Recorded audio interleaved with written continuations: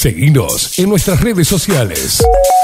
Instagram, Twitter, Facebook, 24/7 Express UI. Y le recibimos a ella, a María. Buenos días, ¿cómo estás? Buenos días, Catherine. Muy bien, feliz con la lluvia y de verte de nuevo y de estar aquí en la radio, en este espacio que agradezco tanto. Y nosotros agradecidos de que estés.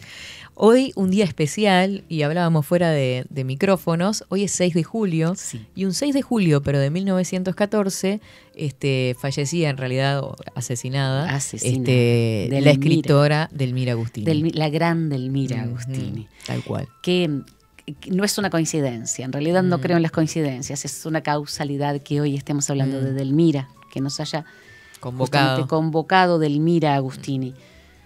Hablábamos hoy, tú y yo, fuera de micrófono, justamente acerca de su personalidad. Una mujer que rompió todos los esquemas de su época, desde el punto de vista literario y desde el punto de vista de la manifestación de su naturaleza, de cómo se percibía, de cómo se veía. Claro. En una etapa histórica, en un momento histórico en el cual eso estaba muy mal visto y hasta condenado. Totalmente. Sí. Ella nació en el siglo XIX. Claro, claro. Vivió muy poquitos años del siglo XX, o sea, ni siquiera toda esa explosión de lo femenino, si se quiere. Claro, ¿no? Recién estaba apareciendo el feminismo, pero en contados puntos de Europa Occidental, y ella justamente pertenece a una familia absolutamente tradicional. Totalmente. Entonces, todo lo que ella hace, todo lo que ella genera en su literatura, en su manera de ser, en su forma de sentir, rompe con todos los esquemas establecidos hasta el momento. Y vamos a leer además algunos de sus poemas. Por supuesto. Porque algunos escritores, principalmente escritores franceses, escritores ingleses, hablan de 2 Delmiras. Yo diría que hay más de 2. Mira. Yo diría que hay más de 2, de acuerdo con lo que he leído de ella, porque me fascina el personaje. Desde que era muy chica, me fascina el personaje de Delmira Agustini y su literatura. Y hablan de una Delmira ingenua, la Delmira de la adolescencia, la que escribe el libro blanco, la que es absolutamente, digamos, inocente y que va floreciendo y se va transformando en una mujer apasionada, pero de pasiones además arrasadoras. Total. Y una Delmira reflexiva sobre ella misma y sobre la situación. No tuvo el tiempo, no le dieron la oportunidad de poder crecer como esa mujer. Sí, todo lo que podía haber llegado a dar, ¿no? Magnífica como era, pudo haber llegado mucho más lejos de lo que llegó. Y llegó, ¿eh? Y llegó. Llegó. Vamos a conocerla, vamos a ver esas etapas. Vamos a conocer un poco de su vida. Se llamaba Delmira Agustini Murtfeld. Nació en Montevideo el 24 de octubre de 1886, ya en la penúltima década del siglo XIX, con un Montevideo y un Uruguay en crecimiento, como lo habíamos visto, ¿verdad? Antes con Felisberto Hernández. Una época muy abocada a la parte educativa. Mucho. Bueno, todas cosas que algunas hemos mencionado, pero creo que el Estado se fue como conformando de forma más sólida en ese momento. Esa es exactamente la descripción. Tenemos un Estado nacional que se va consolidando, que se transforma en un Estado independiente más allá de sus orígenes artificiales, digamos, exacto, ¿no? De sus estamos orígenes de acuerdo. Por acuerdo, y que empieza a generar su propia identidad, y a través de la educación, de la producción, del desarrollo, ya lo habíamos visto. Bueno, en esta etapa aparece esta mujer, una mujer, como decíamos, que va a romper una cantidad de esquemas. Murió por femicidio. Yo no estoy de acuerdo con el pacto, se ha hablado de un pacto homicidio-suicidio. Yo después te voy a contar algo que vi cuando era muy, muy chica en una publicación, que realmente era una publicación que hoy en día estaría no catalogada de amarilla, sino de naranja oscuro, pero que realmente plantea que no, que ella no quería morir. Claro. Ella quería seguir viviendo. Pero muere a los 27 años. Su padre se llamaba Santiago Agustini y su madre María Murtfeld Triaca. Ella era argentina de origen, pero su familia era alemana en realidad. Claro, su origen por de eso el apellido. Claro, un apellido alemán. Ella era la jefa de familia en realidad. era la cabeza de ese hogar. Era una mujer con un carácter Poderoso y además intransigente por completo. Por eso de quien recibe Edelmira mayor apoyo y mayor protección es de su padre y de su hermano Alejandro. Claro. Tuvieron solamente 2 hijos. Desde el punto de vista estético-literario, ella pertenece a la generación del 900. Es decir, estamos hablando de Julio Herrera y Reisig, a quien vamos a hincarle el diente en algún momento, porque fue el gran modernista reconocido, sí, ¿no? Figura modernista. Una figura modernista. Es de la época de Leopoldo Lugones en Argentina, de Rubén Darío, nicaragüense, con quien se escribió y con quien tuvo una amistad. ¿Quién conoció, en realidad? Claro, se cartearon durante mucho tiempo con mucho respeto y él incluso escribe un preámbulo de una obra suya. Delmira que mantuvo correspondencia con él desde 1912, porque ahí lo conoció en Montevideo. Sí, ahí va. Ella descolló en esa época, justamente en esa época patriarcal, en esa época de consolidación del Estado, una época en que todavía el Estado tenía una formación católica y recién estaba empezando a separarse la Iglesia del Estado. Y es catalogada, no solamente en nuestra literatura, sino en la literatura universal, como una de las grandes poetas eróticas. Delmira manejó el erotismo de una manera exquisita y profunda. Tan carnal, tan... Muy roja. Ella, viste que muchas veces usa el color rojo. El rojo, el amor rojo, el Los alma labios, roja, el carmesí, los labios, todo, la carne. Los prejuicios sociales de la época, el patriarcado, que eran la base incluso de su propia familia por parte de su madre, hicieron que fuera su padre quien la protegió más. Incluso su padre le sacaba muchas fotos, porque Delmira fue una mujer muy bella, desde que era niña. Y Alejandro, su hermano, también fue una parte de su protección, tomó parte de su cuidado. Desde que era muy chiquita le dijeron la nena, y a Alejandro el nene. Tan es así que sus conocidos y quienes, digamos, tenían contacto con la familia, allí hay una foto maravillosa. Esa foto se la sacó su padre. Y esta también. Ay, mirá, esos vestidos, esas cosas. Esos vestidos todos. Mirá el cabello. Su cabello era absolutamente natural. Desde que era una niña tenía el pelo muy enrulado. Mirá, allí leyendo el diario. Esas fotos son todos estudios de su padre. Leyendo un diario, ya allí estaba separada de su ex marido. Quiero hacerte y hacerle a Facundo una acotación. Fue la primera mujer que obtuvo el divorcio por sola voluntad de la mujer, establecido por la política de José Valle y Ordóñez. La primera mujer que obtuvo el divorcio por sola voluntad de la mujer, y qué desgraciada fue, pobrecita. Y lo que debe haber generado lo que pasa en... Me imagino todo lo que debe haber sustentado, ¿no? Ese hecho. Históricamente estamos hablando de 2 hechos históricos fundamentales: la muerte de Delmira Agustini y el hecho de que su divorcio... Fue la primera mujer. Exacto. Que este es el país de Latinoamérica y uno de los primeros del mundo que tiene establecido el divorcio por sola voluntad de la mujer. Es uno de los poquísimos. En esa época estamos hablando, ¿no? La nena para su padre, como Alejandro, y para su madre, y el nene. Tan es así que ella se firma muchas veces, salvo con sus, digamos, con sus iguales intelectuales, ella se firma nena. Sí, claro. Porque además hablaba muchas veces, sus padres la habían criado de tal forma que hablaba como una niña, a pesar de que era una adolescente primero y una mujer después. Era un núcleo acomodado, la familia de Delmira Agustini. Ella no tuvo estudios formales, o sea, no fue a la escuela ni a un colegio. Ella estudió en su casa, fue educada en su casa por profesores. Ella a los 4 años leía y escribía, y a los 9 ejecutaba en el piano partituras muy complejas. Estamos hablando de Mozart, por ejemplo, de Bach, partituras complejas para una niña. Tenía un intelecto superior, sus padres lo sabían, entonces trataron de encaminarla por ese lado. También aprendió pintura, dibujo, es decir, que fue una mujer formada muy sólidamente, pero en su hogar. Claro. No hay un academicismo desde el punto de vista formal en Delmira. Y además una lectora voraz, leía y escribía cuando tenía 4, imagínate todo lo que leyó. Claro. Por supuesto que sí. Vamos a observar que En 1907, era una niña, creo que tenía 16, me parece, publicó el libro blanco. En 1910, Cantos de la Mañana, y en 1913, Los Cálices Vacíos. Qué poquito. Poquito, para todo lo que podría haber para hecho, todo ¿no? lo que podría haber escrito. Póstumamente aparecieron sus obras completas en 2 tomos. El Rosario de Eros y Los Astros del Abismo. Los Astros del Abismo tiene un prólogo de Alberto Zumfelde, un grande de nuestra intelectualidad. Claro. Ella era muy dicotómica. Era muy dicotómica.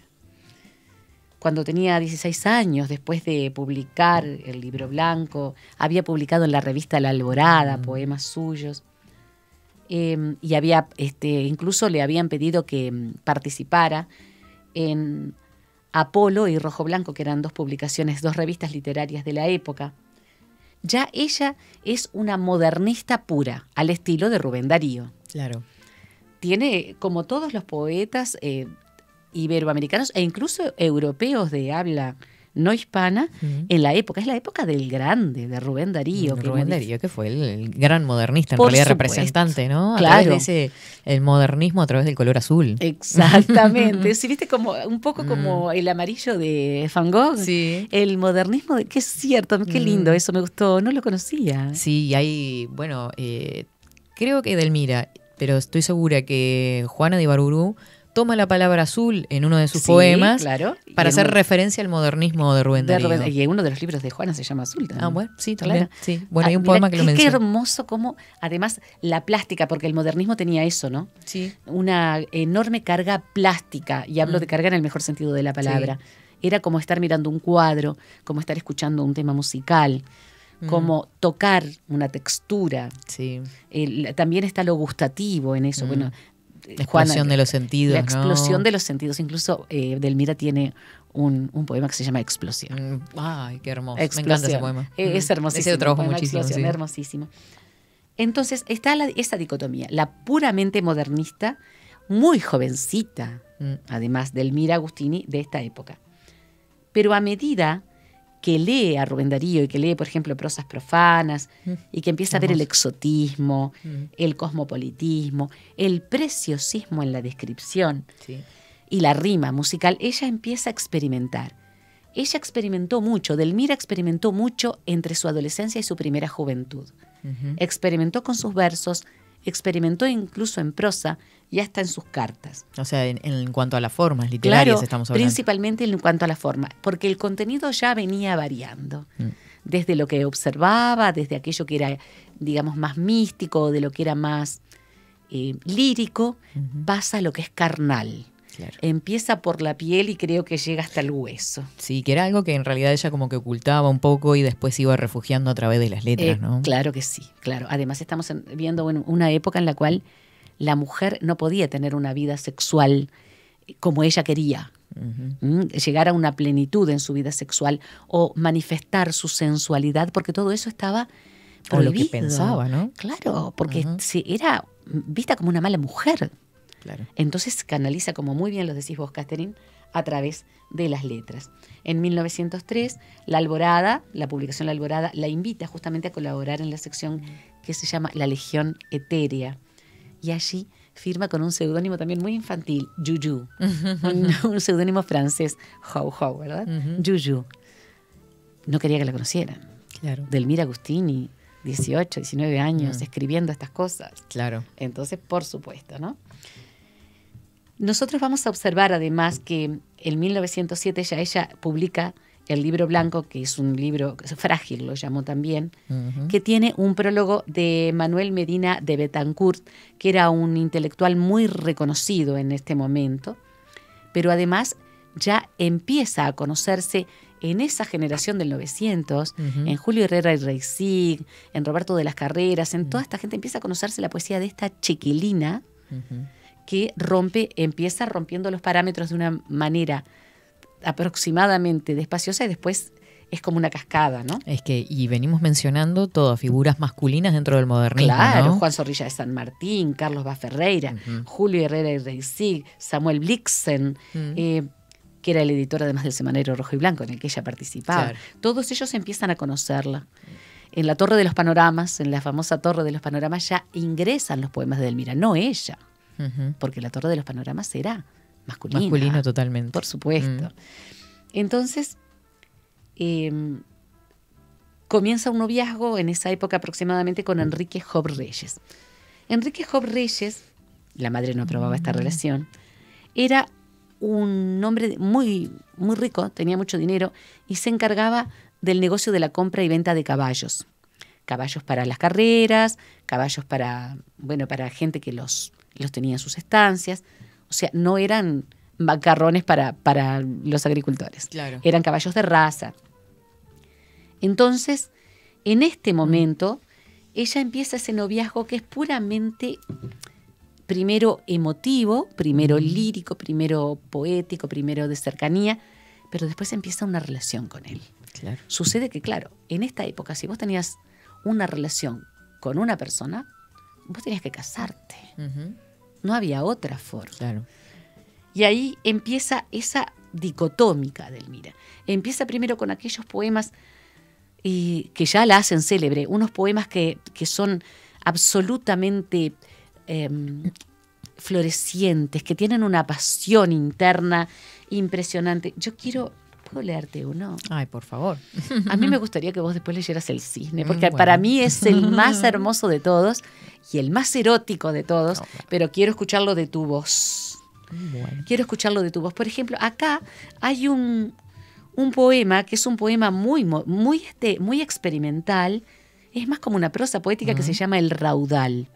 O sea, ya empieza a dejar el modernismo de Rubén Darío y dice: a veces, cuando el amado y yo soñamos en silencio, un silencio agudo y profundo, como el acecho de un sonido insólito y misterioso, siento como si su alma y la mía corrieran lejanamente por yo no sé qué tierras nunca vistas, en un raudal potente y rumoroso.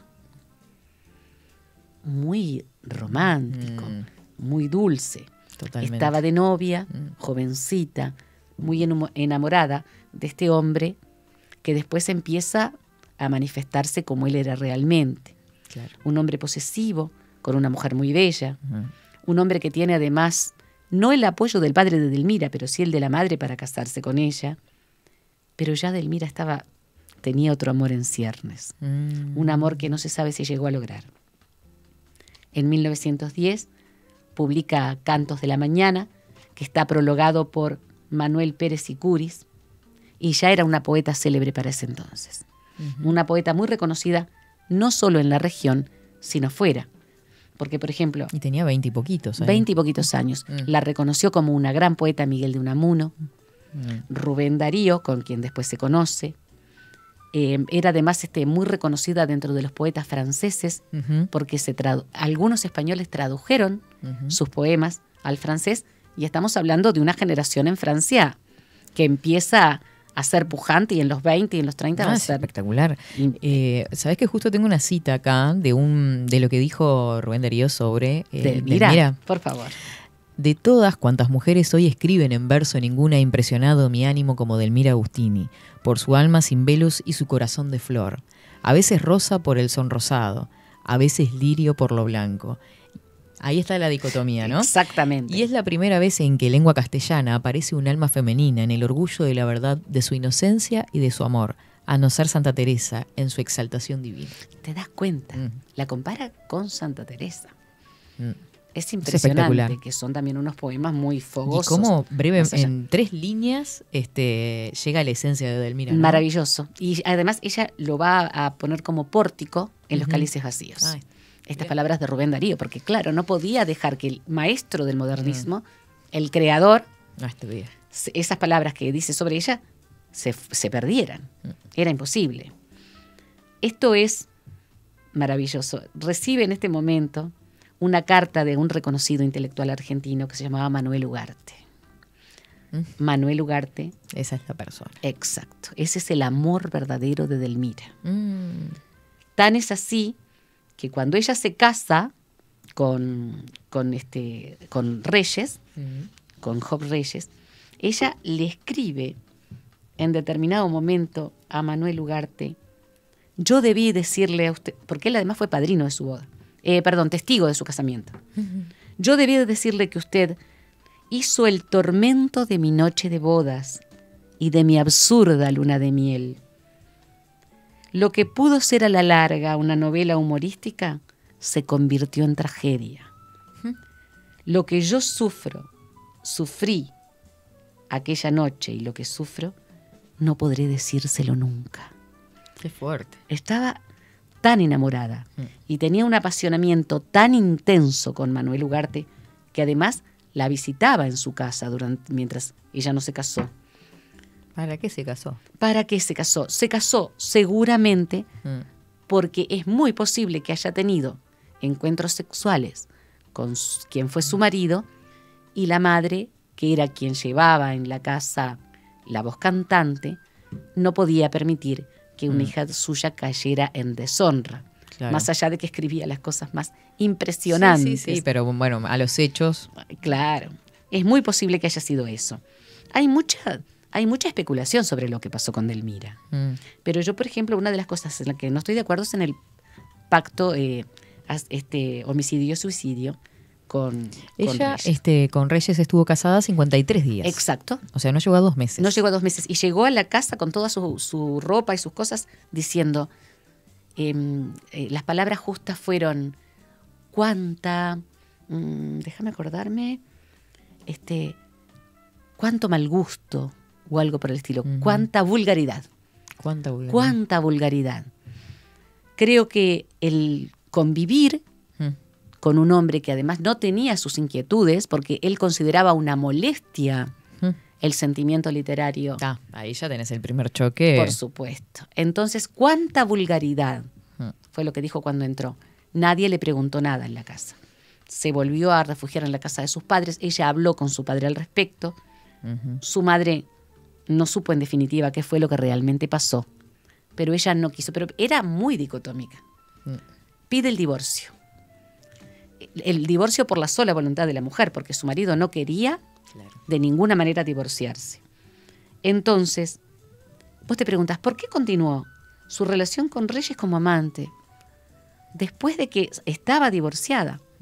Estaba legalmente divorciada. Y alguna dependencia emocional. Seguramente. Y además el hecho de que todo ese fuego, toda esa sexualidad, ella la había compartido con él. Posiblemente con Manuel Ugarte no hubo nada más que algo muy platónico. Claro. Y eso va a determinar posiblemente que ella lo visita clandestinamente, habiendo sido su mujer. ¿Te das cuenta cómo las cosas que la gente decía y todos los comentarios y el hecho de pertenecer a una familia burguesa rica y acomodada también hicieron de ella una mujer dependiente de lo que se decía? Porque además no solamente se hablaría de Delmira, se hablaba de Alejandro, que era su hermano, y de su madre y de su padre, aunque su padre siempre la protegió. Entonces, divorciada de Reyes, ella se encuentra con él, de todas maneras, varias veces. En una casa que él alquilaba, ¿no? Exactamente. O tenían una casa en común que alquilaban. Sí, él había comprado una casa. Ahí está. Él había comprado una casa, eso fue en 1914, en la calle Andes 1206. Sí, acá nomás. Acá cerquita. Delmira lo visitaba clandestinamente porque ya estaba divorciada de él. Él había hablado de divorcio muchas veces, lo había hablado con sus amigos, le había escrito a familiares. Entonces, te voy a comentar lo que te dije al principio. No voy a mencionar esa revista que yo veía cuando era chica, porque a mí siempre me gustó la parte, digamos, de investigación, de figuras que murieron de manera violenta, ¿no? Siempre me interesó saber por qué les pasó, qué sintieron o qué había en sus vidas en ese momento. Y recuerdo las fotos. Hay una foto que es la que más se ve hoy en día, en la cual Delmira está en la cama, se ve que estaba terminando de vestirse, con 2 disparos en la cabeza. Bueno, y él sobrevivió, estuvo un tiempo internado hasta que al final murió. Pero yo recuerdo una foto que después nunca más vi, en la cual Delmira se está poniendo una media y aparece su cadáver sobre sus rodillas. O sea, ella estaba vistiéndose para salir. Por eso yo estoy convencida de que no hubo ningún pacto allí. Claro. Hubo un femicidio. Él estaba muy celoso porque ella estaba muy enamorada de Manuel Ugarte. Claro. o Sí, sea, andás a ver cuáles fueron los términos de esa charla ese por día y supuesto, demás, ¿no? ella, claro que sí. Seguramente ella le diría, ¿no? Que, bueno, que había otra persona que había robado su corazón, que para quien ella escribía los más apasionados de sus poemas, y él ya estaba decidido a suicidarse. Pero seguramente allí, digamos, conjeturo dentro de mi imaginación de escritora, él dijo, bueno, no, terminamos esto acá. Fue realmente terrible, fue algo que conmocionó a la sociedad montevideana y a todo el país. Claro. Conmocionó también a Argentina. Ella además era una mujer ya muy reconocida. Sus poemas eran... Está para escribir una novela policial sobre... Vos sabés que sí. Es muy apasionante. Es apasionante. Los lugares, saber por dónde anduvo, todo eso. ¿Qué hizo? Porque además ella era una mujer absolutamente, digamos, pertenecía a la sociedad de Montevideo, pero era una mujer totalmente aceptada debido a que era muy bella, a que era muy exitosa. De todos modos, cuando ella se iba de las reuniones, se dicen en las crónicas que han aparecido escritas de ese tiempo, que se murmuraba mucho acerca de que era muy inconveniente lo que escribía. Claro. Debido a esas pasiones impresionantes Sí, que ella escribía. Expresaba.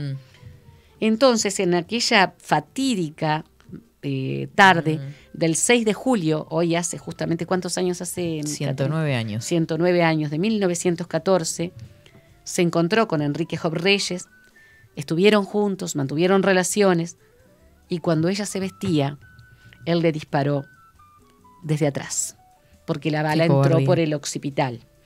Luego se disparó a sí mismo. No hay duda de que es un femicidio. Decíamos entonces que Delmira tiene pocos libros publicados debido a que murió a los 27 años, Claro. pero que son de una calidad. Hay 3 aspectos en la poesía de Delmira. A ver. Uno son los espacios abiertos. Corresponden principalmente a la época de su adolescencia y su primera juventud.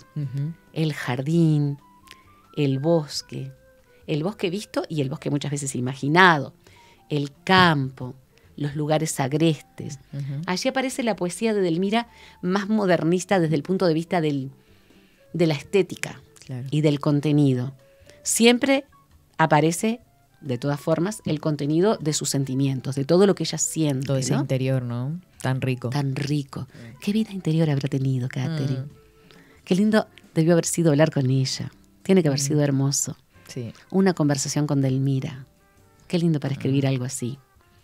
Después hay 2 etapas en las que ella escribe de los interiores. Uno es la alcoba.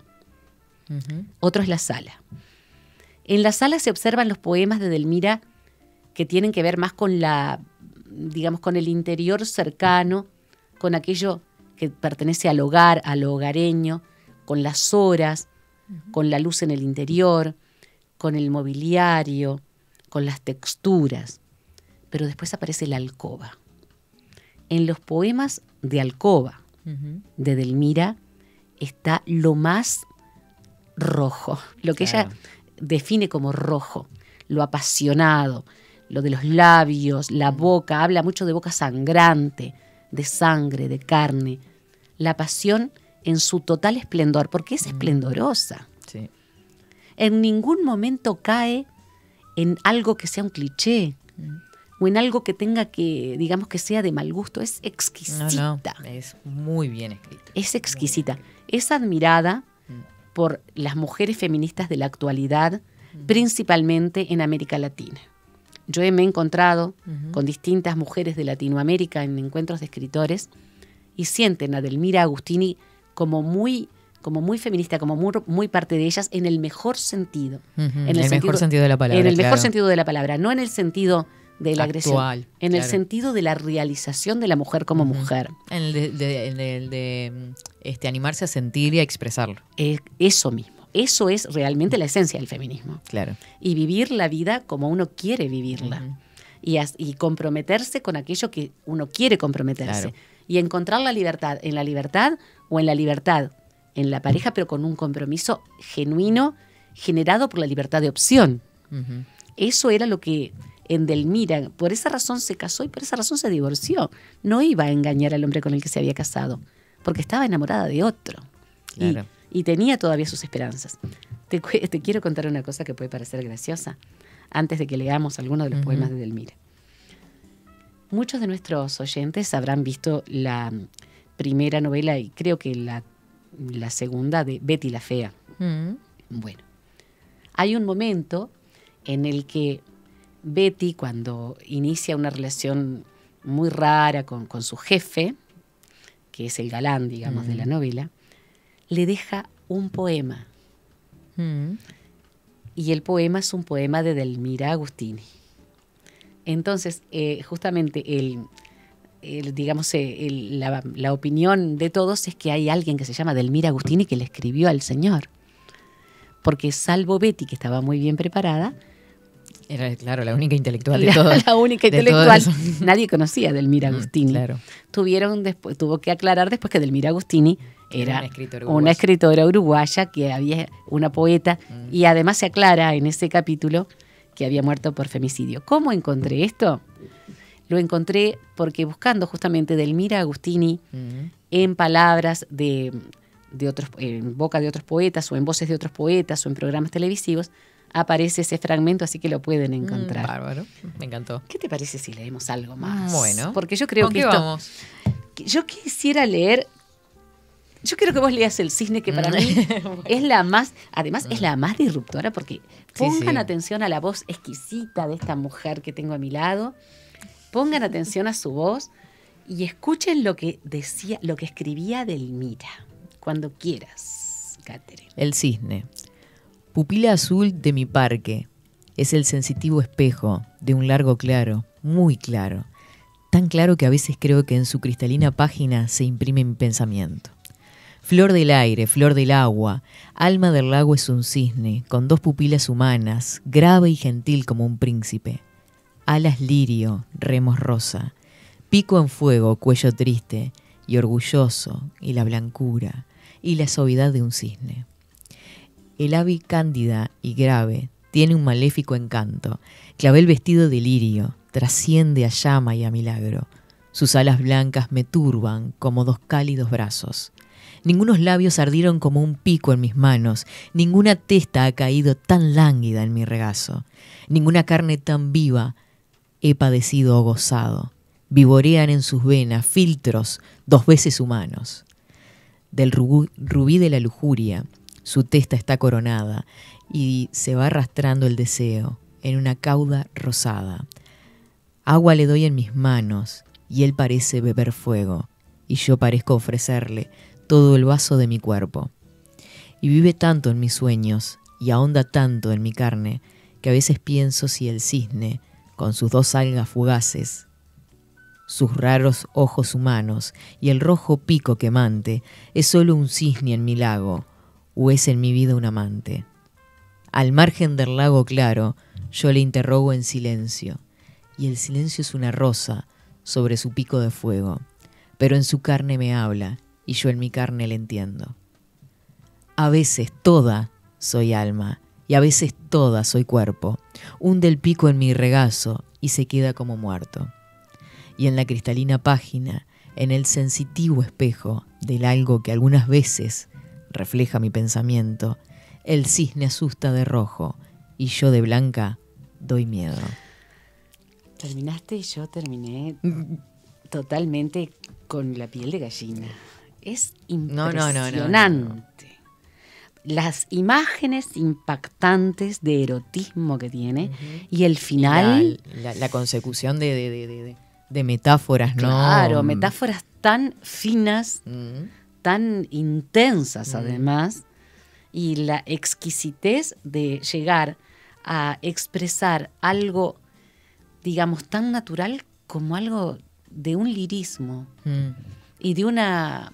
Los colores. Claro, de una exquisitez, ¿cómo podríamos plantear? Es hasta en cierta manera es hasta metafísico, porque es algo realmente muy espiritual para hacer algo tan carnal. Yo veo eso, esa dicotomía. ¿Cómo vive esa pasión? Claro, la vive de una manera absolutamente rabiosa. Hay rabia, hay fuego en esa mujer, hay una enorme necesidad de gozo, aunque ese gozo sea dolor después. pero hay una necesidad. Entonces, allí se ve, por eso yo te hablaba de la dicotomía hoy, Catherine, esa dicotomía de mujer frágil, de la nena, que cuando le escribía a Enrique Job Reyes, le escribía en las márgenes de las cartas como una niña, le escribía incluso con un lenguaje de nena chiquita.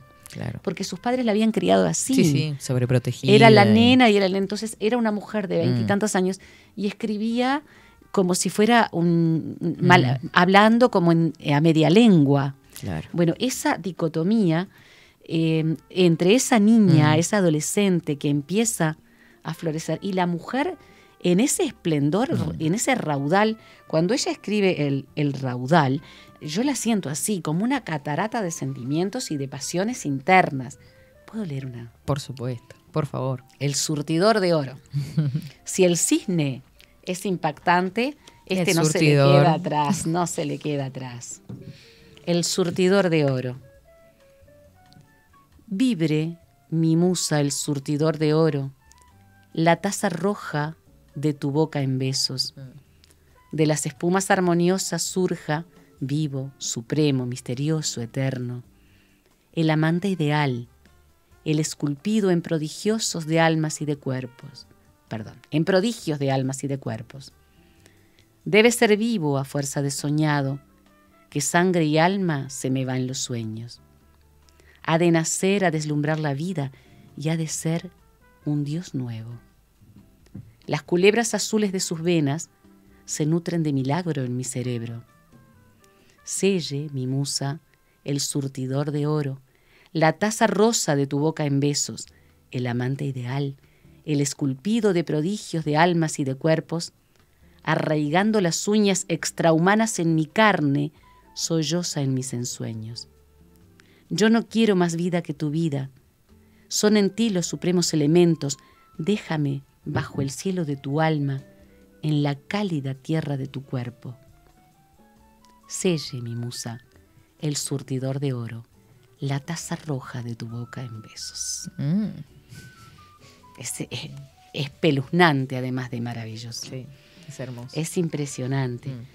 Y hay una que se llama Con tu retrato, que lo mismo que el cisne, lo mismo que el surtidor de oro, que tiene en sus imágenes, digamos, esa cotidianidad sexual, la cotidianidad sexual y sensual de la escritora. Claro. Una mujer que fue capaz, rompiendo con los cánones del modernismo, porque el modernismo forma parte fundamental de la obra inicial y del crecimiento de Edelmira. Se escribió años con Rubén Darío y Rubén Darío admiraba. Tú misma leíste lo que escribió para ella y que ella lo puso como pórtico en Los cálices vacíos. La capacidad que tenía experimentando con imágenes tan raras, tan sugerentes, las realidades más carnales. Porque el cisne es algo totalmente carnal. Totalmente carnal. El surtidor de oro lo mismo. Cuando vos indagás en las imágenes y buscás lo que quiere decir, claro, te rompe, te vuela la cabeza. Y lo mismo pasa con El intruso. El intruso, que es la que vas a leer vos ahora. Yo voy a leer Con tu retrato. Bueno, vamos con tu retrato y cerramos con el intruso. Seguimos con el intruso. Con tu retrato. Yo no sé si mis ojos o mis manos encendieron la vida en tu retrato. Nubes humanas, rayos sobrehumanos, todo tuyo de emperador innato. Amanece a mis ojos, en mis manos. Por eso, toda en llamas, yo desato cabellos y alma para tu retrato y me abro en flor. Entonces, soberanos de la sombra y la luz, tus ojos graves dicen grandezas que yo sé y tú sabes, y te dejo morir. Queda en mis manos una gran mancha lívida y sombría, y renaces en mi melancolía, formado de astros fríos y lejanos. Si esto no es fuego puro, sí, sí. Por favor. Admirable esta mujer, admirable. Totalmente. Leí El intruso, que es otra maravilla, por favor. Amor, la noche estaba trágica y sollozante, cuando tu llave de oro cantó en mi cerradura. Luego, la puerta abierta sobre la sombra hilante, Tu forma fue una mancha de luz y de blancura. Todo aquí lo alumbraron tus ojos de diamante. Bebieron en mi copa tus labios de frescura. Y descansó en mi almohada tu cabeza fragante. Me encantó tu descaro y adoré tu locura. Y hoy río si tú ríes, y canto si tú cantas, y si duermes, duermo como un perro a tus plantas. Hoy llevo hasta en mi sombra tu olor de primavera, y tiemblo si tu mano toca la cerradura, y bendigo la noche sollozante y oscura que floreció en mi vida, tu boca tempranera. ¿Qué imágenes? Por sí, favor. Ese poema es... ¿Sabes que lo había visto? Creo que no sé si no lo vi en el liceo este Es muy poema, posible, porque es, es como retomar... Claro, te pinta la absoluta carnalidad de esta mujer. Sí, sí.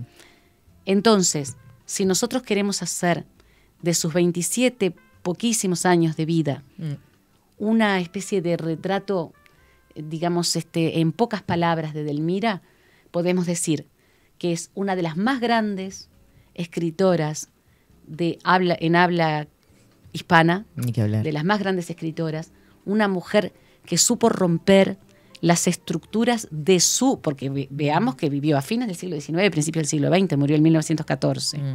Rompió con todas las estructuras para poder, en la literatura, en la palabra, generar los sentimientos más profundos y más femeninos. Sí, la delicadeza, la selección de las palabras. Exactamente, ¿no? era una detallista. Total. Para hacer imágenes absolutamente apasionadas de algo tan femenino, tan puramente de mujer, y llevarlo a estas poesías, que por supuesto que están tan vigentes hoy, en la década del 20 del siglo XXI. Es que la pasión misma es un clásico, ¿no? Por supuesto. Entonces, cómo la esencia de la mujer se mantiene. Tenemos el fragmento de la serie que nombrabas. ¡Ay! No te puedo creer. Sí, me mira. encanta. A ver. ¿Las evidencias yo tengo que creerte? Porque siempre dejas la escena del crimen impecable como este escritorio. Bueno, claro que hoy no está tan impecable. ¿Sabes, querido? No sabía que te gustaban las chocolatinas. ¿Lo puedo botar? Bote, no, lo que quiera con eso. Ay, pero aquí hay más desorden. ¿Este también lo puedo botar? También. ¿Qué es esto? Papel, ¿no? Ese es un papel. No, esto no es un simple papel. Amor, la noche estaba trágica y sollozante cuando tu llave de oro... Es el que acabo de leer. Cerradura. Luego la puerta abierta sobre la sombra blanca, tu sombra fue una mancha de amor y de blancura. Todo aquí lo iluminaban tus ojos de diamante, bebieron en mi copa tus labios de frescura y descansó en mi almohada tu cabeza fragante. Me encantó tu descaro y adoré tu locura. Y hoy río si tú ríes y canto si tú cantas. Firma